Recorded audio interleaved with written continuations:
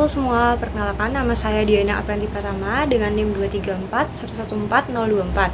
Pada kesempatan kali ini, saya akan memaparkan rangkuman materi dari mata kuliah teori linguistik khususnya pada pertemuan 2 hingga pertemuan 6. Video ini akan mengajak kita menelusuri bagaimana pandangan terhadap bahasa berkembang dari masa ke masa, dimulai dari aliran tradisional yang meletakkan dasar-dasar tata bahasa berdasarkan logika dan filsafat.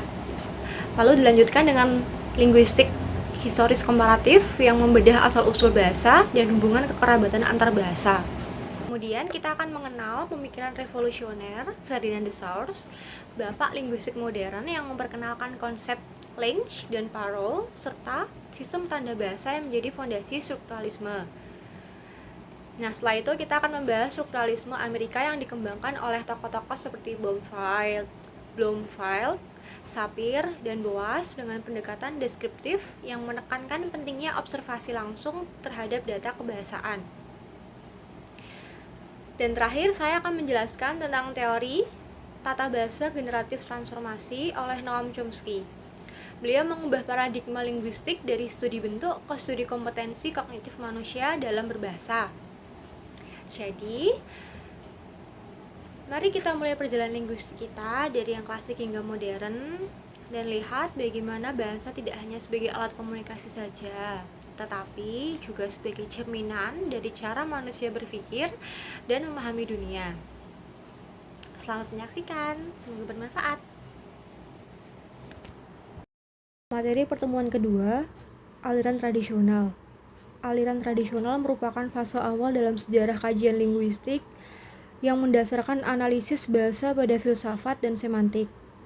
Berbeda dari pendekatan struktural yang mengutamakan ciri-ciri formal, tata bahasa tradisional lebih menekankan pada makna dan logika sebagai dasar dalam mendeskripsikan struktur bahasa. Aliran ini telah hadir sejak zaman Yunani kuno pada abad ke-5 sebelum Masehi. Digunakan terutama untuk menafsirkan teks-teks klasik dalam bahasa Yunani dan Latin. Secara metodologis, aliran ini tidak membedakan antara bahasa ujaran dan tulisan. Ia mengaburkan batas antara bunyi dan huruf, serta mendefinisikan kata sebagai kumpulan huruf yang bermakna dan kalimat sebagai kumpulan kata yang mengandung pengertian lengkap. Pendekatan ini bersifat preskriptif, menetapkan kaidah benar-benar salah dalam penggunaan bahasa. Oleh karena itu, pemakaian bahasa dinilai berdasarkan norma tertentu yang bersifat normatif dan absolut. Berbeda dengan tata bahasa pragmatik yang lebih kontekstual dan masyarakat sentris. Beberapa perdebatan penting dalam aliran tradisional mencerminkan pengaruh kuat filsafat. Misalnya, perdebatan antara naturalis dan konvensionalis mengenai asal-usul bahasa. Kelompok naturalis berpendapat bahwa kata memiliki hubungan alamiah dengan benda yang ditandainya, seperti tercermin dalam fenomena onomatopoeia dan simbolisme bunyi. Sebaliknya, pandangan konvensionalis menegaskan bahwa bahasa adalah hasil kesepakatan sosial. Pertentangan lainnya hadir dalam perdebatan antara kaum analogis dan kaum anomalis.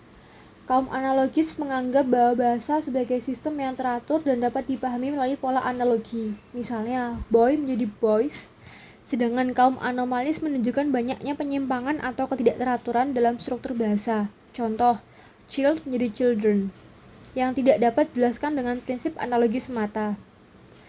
Linguistik tradisional dalam lintasan sejarahnya berkembang dari Yunani ke Romawi, hingga abad pertengahan dan Renaissance. Di Yunani, studi bahasa melalui menitik beratkan pada bahasa tulis dan menganggap bahasa para penulis klasik sebagai bentuk yang paling benar. Kekeliruan ini terus memperkuat dikotomi antara bahasa tulis dan bahasa lisan.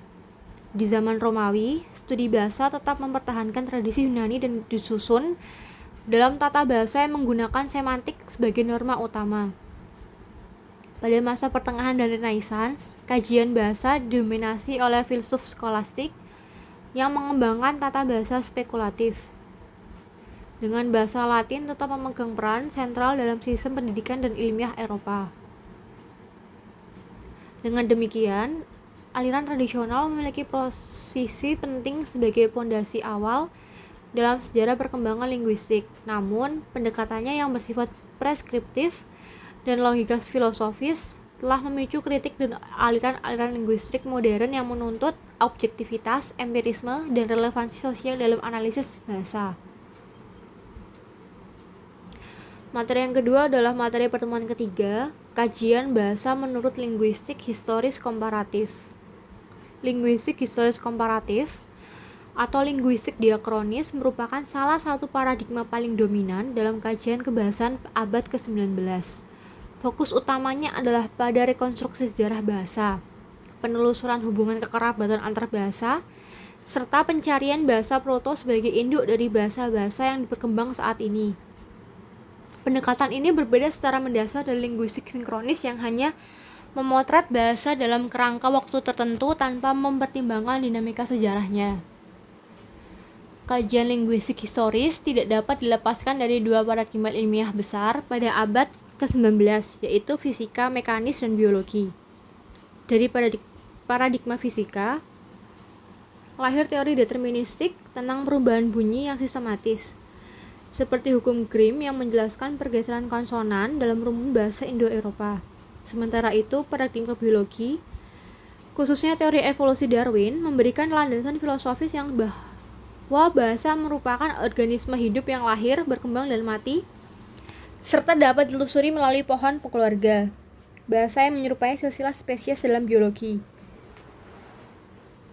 Kontribusi besar dalam linguistik historis ini datang dari August Schlesinger yang memperkenalkan teori pohon keluarga, Stammbaum Theory, dalam bukunya Compendium. Schlesinger memandang bahasa sebagai entitas alamiah yang tunduk pada hukum evolusi, dengan rumpun bahasa dan dialek dianalogikan dengan spesies dan varietas dalam biologi. Ia bahkan menegaskan bahwa perubahan bahasa dapat dipastikan validitasnya secara empiris, tidak secara evolusi biologis yang banyak bertumbuh pada hipotesis. Namun, pada penghujung abad ke-19, muncul kritik terhadap penyamaan linguistik dengan biologi. Hermann Paul menyatakan bahwa hanya pendekatan historislah yang dapat memadai untuk mengkaji bahasa, menandai pergeseran fokus kembali pada pendekatan kebahasaan yang lebih sosiologis dan empiris. Dalam pengertian yang lebih aplikatif, Keraf mendefinisikan linguistik bandingan historis sebagai bidang ilmu yang meneliti bahasa-bahasa tanpa data tertulis untuk merunut asal-usulnya secara sistematis. Tujuan utama pendekatan ini meliputi: yang pertama, pengelompokan bahasa ke dalam satu rumpun; yang kedua, penentuan pusat penyebaran bahasa proto; yang ketiga, penelusuran jejak migrasi bahasa; dan yang keempat, rekonstruksi bentuk purba bahasa modern. Nah, melalui teknik perbandingan bentuk dan makna antar bahasa, para linguistik menyimpulkan kemungkinan kekerabatan linguistik melalui 3 mekanisme utama, yaitu hubungan alami, natural connection, peminjaman, borrowing, dan warisan langsung, inheritance. Temuan ini tidak hanya membantu memahami sejarah suatu bahasa, tetapi juga menyingkap aspek budaya, migrasi, dan interaksi sosial masyarakat penuturnya. Dengan demikian, linguistik historis komparatif bukan hanya menjadi fondasi dalam memahami evolusi bahasa, tetapi juga berperan penting dalam membangun kesadaran akan keterkaitan sejarah manusia melalui warisan linguistik mereka. Materi yang ketiga itu materi pertemuan keempat, yaitu pandangan bahasa menurut Ferdinand de Saussure. Ferdinand de Saussure dikenal luas sebagai pelopor linguistik modern dan tokoh utama dalam pengembangan teori strukturalisme dalam linguistik. Meskipun awalnya dikenal sebagai ahli linguistik historis yang brilian, pengaruh Saussure dalam ilmu bahasa lebih besar terletak pada pemikirannya tentang bahasa sebagai sistem sosial yang terstruktur. Gagasannya dirangkum dalam buku Cours de Linguistique Générale yang disusun dari kuliah-kuliahnya oleh para mahasiswanya setelah beliau wafat. Konsep fundamental Saussure adalah pemisahan antara 3 aspek bahasa: langue, parole, dan language. Langue adalah sistem kaidah sosial yang disepakati secara kolektif oleh komunitas bahasa. Parole adalah perwujudan aktual bahasa dalam tuturan individual, sementara language adalah keseluruhan aktivitas berbahasa yang menyakup keduanya. Saussure menegaskan bahwa fokus kajian linguistik ilmiah harus diarahkan pada Lange karena ia bersifat sosial, stabil, dan dapat dianalisis secara objektif. Lebih jauh lagi, Searle memperkenalkan perbedaan penting antara pendekatan sinkronis dan diakronis dalam linguistik. Ia mengkritik pendekatan historial tradisional atau diakronis yang hanya memotret perkembangan bahasa dalam rentang waktu tertentu tanpa memahami struktur internalnya. Sebaliknya, pendekatan sinkronis menekankan analisis bahasa dalam suatu titik waktu tertentu yang dianggap lebih produktif untuk memahami sistem kebahasaan secara utuh. Kontribusi besar lainnya adalah teorinya tentang tanda bahasa, linguistic sync, yang terdiri dari dua aspek psikis. Signifian itu penanda atau citra akustis, dan signifi petanda atau konsep. Relasi antara keduanya bersifat arbitrer, tidak bermotivasi, dan linear, terikat pada urutan waktu. Dengan kata lain, makna kata tidak ditentukan oleh bentuknya secara alamiah, tetapi melalui kesepakatan kolektif dalam masyarakat. Searle juga membedakan dua jenis hubungan dalam sistem bahasa, yaitu hubungan sintakmatis dan hubungan paradigmatis. Hubungan sintakmatis bersifat horizontal atau linear, yaitu bagaimana unsur-unsur bahasa dirangkai dalam ujaran, misalnya urutan kata dalam kalimat. Sementara hubungan paradigmatis bersifat vertikal atau asosiatif. Itu menunjukkan alternatif pilihan dalam suatu posisi tertentu. Misalnya, pemilihan kata pergi dapat diganti dengan lari, jalan, atau meluncur. Nah, keduanya menjadi fondasi dalam memahami bagaimana struktur bahasa bekerja sebagai sistem tanda. Jadi dari pemikiran Searle membawa perubahan paradigma yang mendasar dalam linguistik. Dari studi bahasa sebagai objek historis menuju pemahaman bahasa sebagai sistem sosial yang hidup dan terstruktur. Pendekatan ini bukan hanya merevolusi teori bahasa, tetapi juga memberikan dampak besar dalam bidang-bidang lain, seperti sastra, antropologi, dan filsafat bahasa. Oleh karena itu, warisan intelektual Searle tetap relevan hingga kini dalam diskursus linguistik kontemporer. Selanjutnya adalah materi pertemuan kelima, yaitu pandangan bahasa menurut strukturalisme Amerika. Strukturalisme Amerika muncul sebagai aliran dominan dalam linguistik pada rentang 1930 hingga 1950, dengan tokoh utama seperti Leonard Bloomfield, Edward Sapir, dan Franz Boas. Aliran ini menekankan bahwa bahasa harus dianalisis berdasarkan struktur internalnya tanpa mengacu pada bahasa lain sebagai tolak ukur.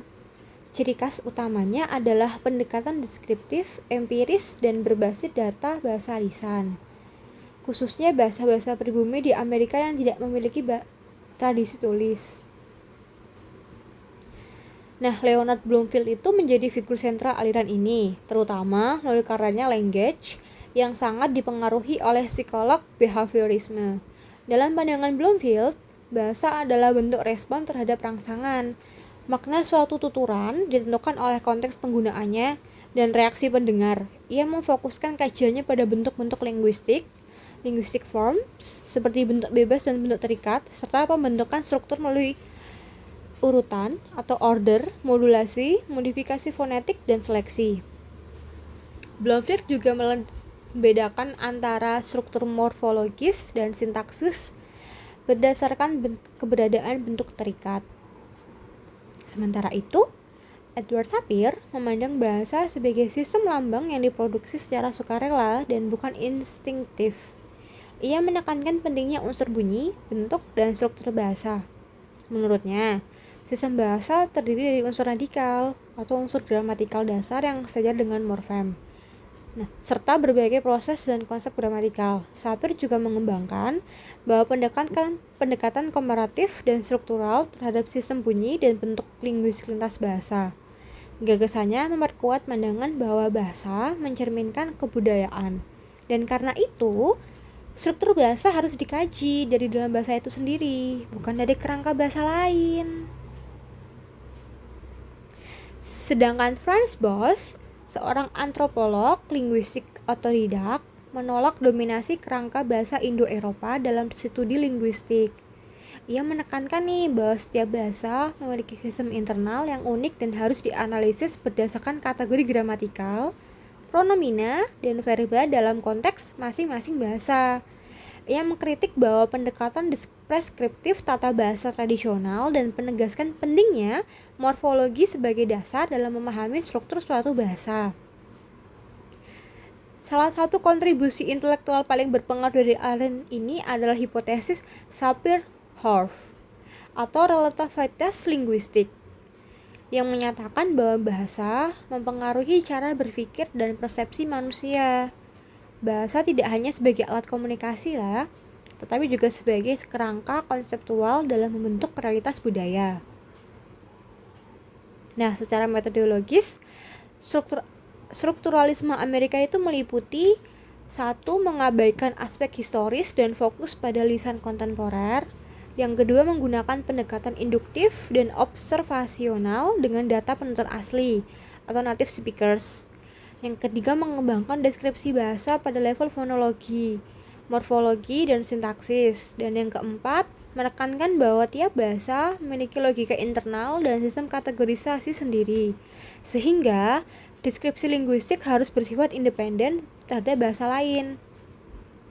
Dengan pendekatan ilmiah yang berbasis data konkret dan keunikan struktural setiap bahasa, strukturalisme Amerika memberikan fondasi kuat bagi perkembangan linguistik modern, sekaligus menegaskan hubungan erat antara bahasa, budaya, dan pola pikir manusia.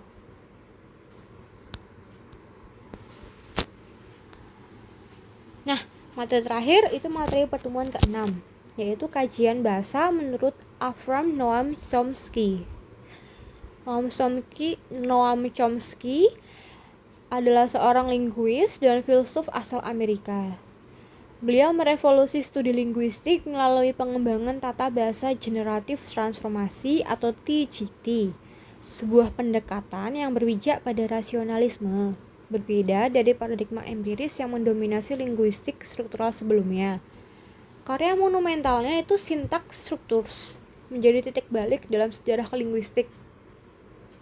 Ia menawarkan kerangka teori yang menggabungkan logika formal, psikolog kognitif, dan modal matematis dalam menjelaskan struktur bahasa manusia. Chomsky berangkat dari gagasan bahwa kompetensi linguistik, yaitu pengetahuan intuitif penutur tentang struktur bahasa, lebih penting nih untuk dikaji daripada performance, yaitu relasi bahasa dalam bicara. Ia menolak pendekatan induktif strukturalis yang hanya menganalisis bentuk bahasa berdasarkan data tuturan aktual, dan justru mengedepankan pendekatan deduktif yang bertumbuh pada konstruktif hipotetik. Menurut Chomsky, pengetahuan bahasa bersifat innate atau bawaan, berkembang secara alamiah melalui mekanisme biologis ketika anak terpapar pada lingkungan linguistik tertentu. Nah, esensi dari tata bahasa generatif adalah kemampuannya menghasilkan kalimat yang tak terbatas dan seperangkat kaidah terbatas. Komponen utama TGT mencakup yang pertama struktur frasa, itu untuk menyusun elemen-elemen kalimat secara hierarkis, dan yang kedua kaidah transformasi untuk mengubah struktur kalimat dalam menjadi struktur kalimat permukaan melalui penambahan, penghapusan, atau pemindahan unsur. Misalnya, dalam pola kalimat sederhana, orang itu membaca buku. Struktur frasa dapat dikembangkan dengan rumus simbolis seperti kalimat menjadi frasa nomina dan frasa verba, di mana frasa nomina dan frasa verba kemudian diuraikan menjadi unsur terminal seperti orang itu membaca buku. TGT juga mengenal transformasi wajib, misalnya pembentukan struktur dasar kalimat dan transformasi pilihan, serta perubahan kalimat aktif ke pasif, deklaratif ke interogatif, dan pembentukan kalimat majemuk. Dalam perkembangan teorinya, Chomsky membagi TGT ke dalam 4 fase besar. Yang pertama TGT 1, 1957, fokus pada sintaksis dan struktur frasa. Yang kedua TGT 2 pada tahun 1965, itu menambahkan komponen semantik ke dalam tata bahasa atau teori standar. Dan yang ketiga itu TGT3 pada 1967 hingga 1972 untuk menyempurnakan hubungan antara semantik dan sintaksis. Dan yang terakhir fase TGT3 tahun 1973 hingga sekarang itu pendekatan interdisipliner dan kognitif yang lebih luas. Chomsky menyatakan bahwa pemahaman makna tidak dapat hanya bersandar pada struktur permukaan. Dua kalimat yang identik secara fonologis bisa memiliki makna berbeda karena berasal dari struktur dalam yang berbeda. Sehingga studi semantik harus bertumbuh pada struktur terdalam tersebut. Selain itu, TGT juga dipengaruhi oleh wawasan tata bahasa Panini dari India dan teori fonologi Universal Roman Jacobson. Hal ini memperkuat upaya Chomsky untuk menunjukkan bahwa bahasa memiliki sistem internal universal yang mendasari keragaman bahasa dunia. Nah, secara keseluruhan, sumbangan utama Chomsky terletak pada pembentukan paradigma baru, linguistik sebagai ilmu kognitif yang sistematis. Itu menjadikan kajian bahasa sebagai jendela utama untuk memahami struktur pikiran manusia. Dengan TGT, linguistik tak lagi hanya mendeskripsikan bentuk-bentuk kebahasaan, tetapi juga menjelaskan proses-proses mental dan struktur yang melandasi kreativitas berbahasa.